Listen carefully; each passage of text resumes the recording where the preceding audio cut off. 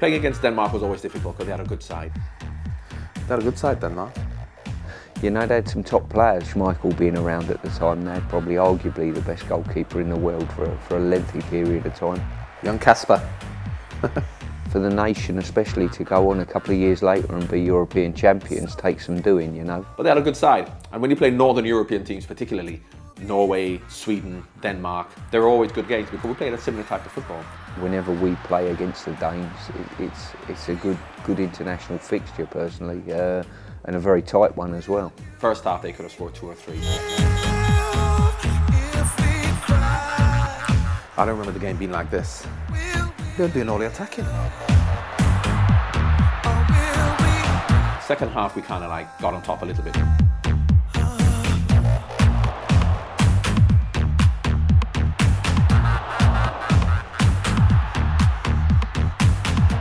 Good save.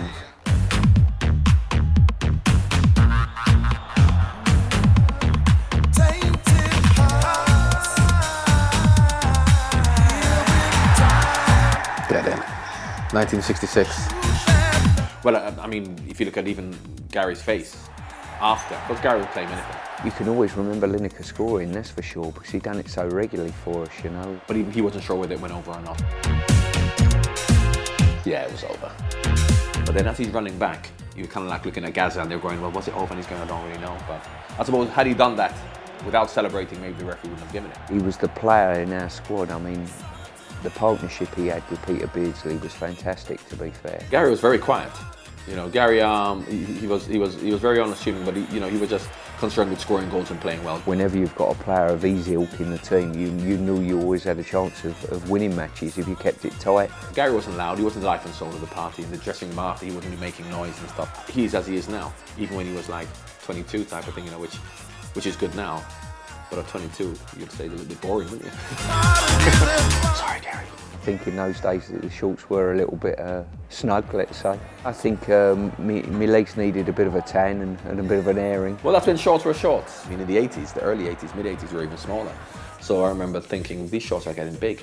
But looking at them now, they were like a thong. But we enjoyed it. When it's a build-up to a World Cup as well, you know full well that you're fighting for a place in the team, you know. Come on, Gaza. Because, you know, Gaza was a young boy on the field. Now, Gaza being Gaza, you know, you have to take into consideration we had a lot of experience on the field. And not in a lot of experience, a lot of knowledgeable, humble people who, you know, because if some young whippersnapper comes along, you know, some of the older players who are experienced players, you know, maybe you feel there's a bit of jealousy or whatever, but, you know, we recognise that, and Bobby Robson was very good with him. Like you even saw on the clip there, you saw on the clip when Gaza did something stupid, he fell over when he went down the line and Bobby Robson started laughing because, you know, when Gaza did things, and in fact, one of the goals that we nearly conceded in that Denmark game, he tried to nutmeg somebody on the edge of the box instead of playing it after David Rocast, and then he scored.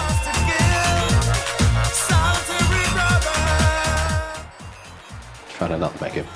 And a lot of people really, you know, treated Gaza well because they kind of looked after him, knowing, you know, rather than knocking him down and saying, you're a young kid, what are you doing, and do the right thing. You know, a lot of people looked and said that was Gaza World Cup because, you know, but the greatest thing about that team was his humility in terms of the camaraderie and the friendship and the togetherness that team had.